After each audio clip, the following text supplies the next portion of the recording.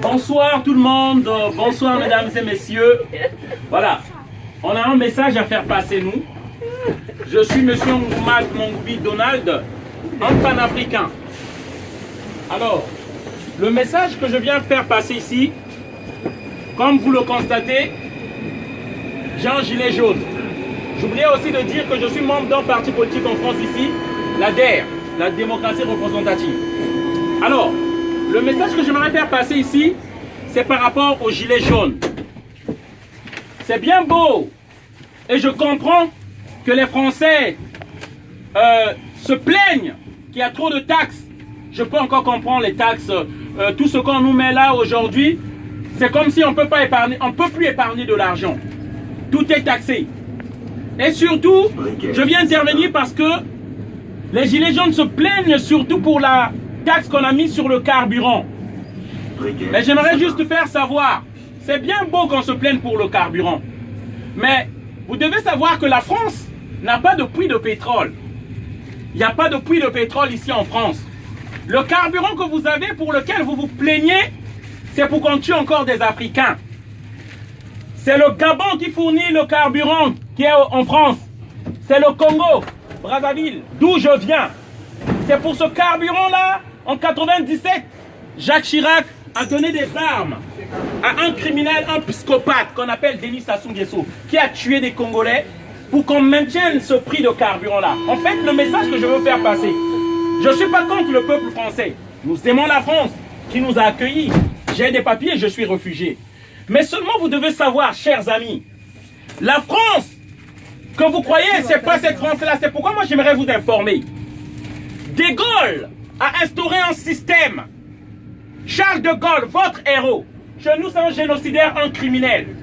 Charles de Gaulle, au Cameroun, il a tué plus de 400 000 personnes. Le massacre des Bamileke, pour imposer un président dit-on ami de la France, un dictateur. Amadou Ahidjo. Charles de Gaulle, en 1963, janvier, fait assassiner Sylvanus Olympio, le premier assassinat de la France-Afrique, au Togo. Mitterrand, lorsqu'il arrive, il fait tuer Thomas Sankara au Burkina Faso. Renseignez-vous.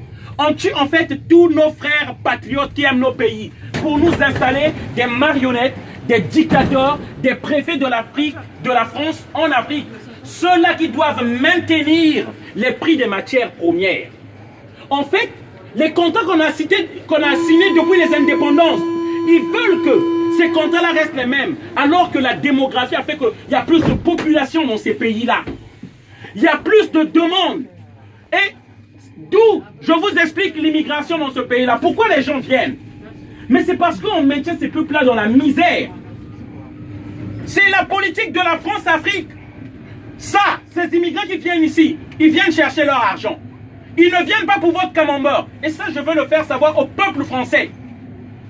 Ces gens-là sont victimes de vos élus. Ces gens-là que vous élisez. Une fois qu'ils ont votre vote, ils font du n'importe quoi à l'Élysée.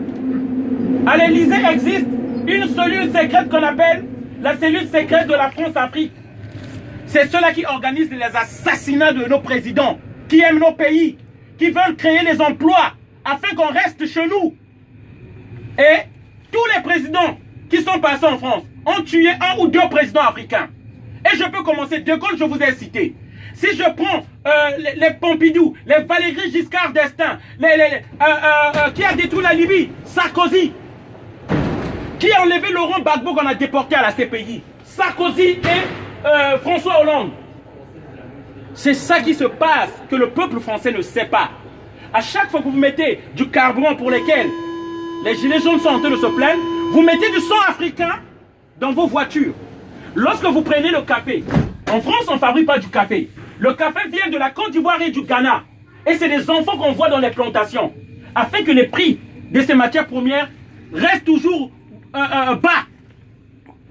L'uranium, là, le train là fonctionne l'électricité. Il n'y a pas en France. C'est le Niger, l'uranium du Niger. Du Congo.